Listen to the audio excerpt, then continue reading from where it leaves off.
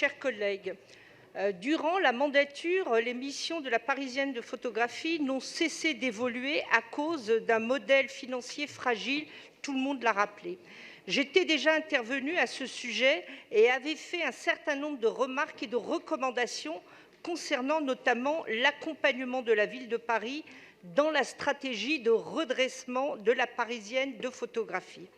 En effet, malgré toutes les dispositions qui ont été prises, la situation est et demeure extrêmement difficile, malgré d'ailleurs les efforts financiers de la société, notamment en termes d'autofinancement et surtout les subventions importantes à hauteur de 950 000 € de la ville de Paris.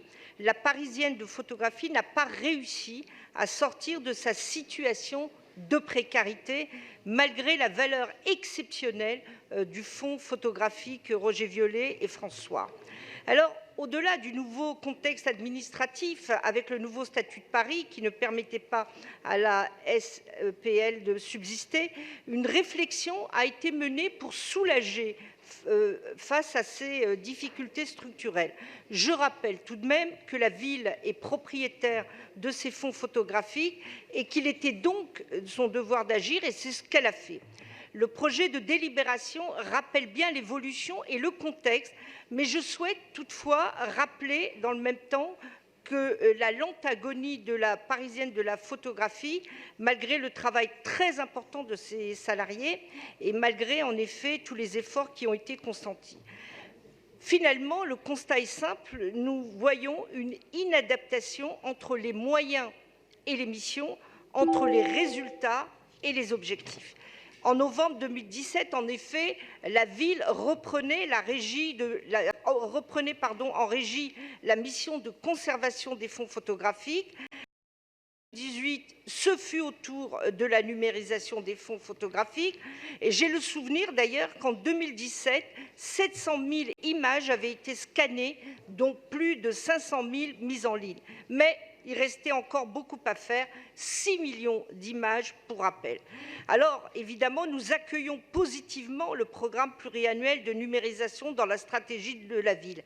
Il nous faut effectivement des objectifs à la fois chiffrés et ambitieux, cela est capital. Nous avons pris, hélas, beaucoup de retard sur la question. Le cap doit être tracé, mais les objectifs bien atteints.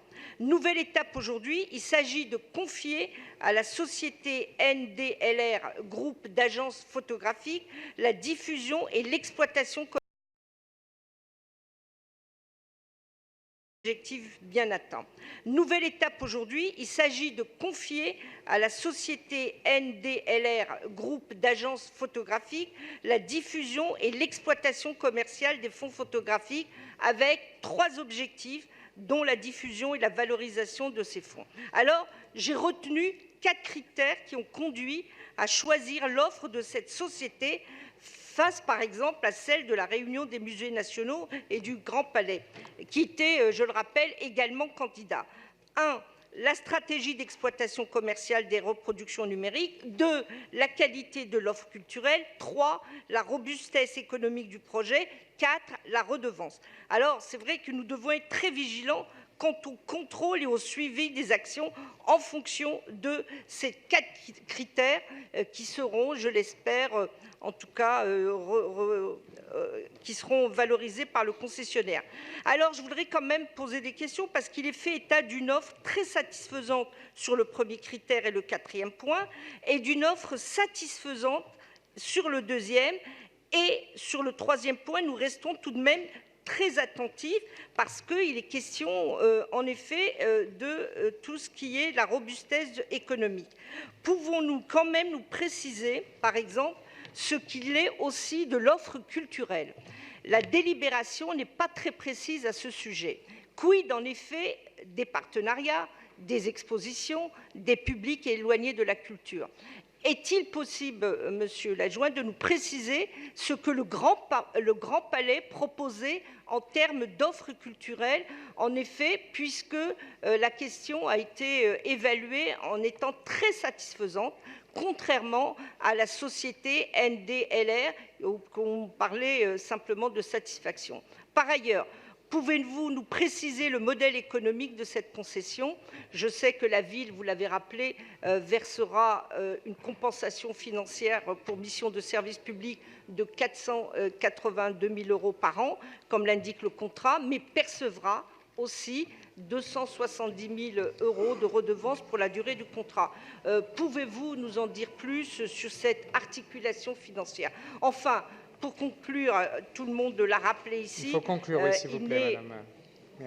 Je terminerai sur les salariés pour dire que pour nous, leur expérience et leur expertise doivent absolument s'intégrer au nouveau dispositif et que nous serons très vigilants sur le sort de ces 12 salariés et que nous espérons que leur contribution en termes de concertation sera reconnue et utile. Merci beaucoup. Je vous remercie. La parole à madame Catherine Dumont.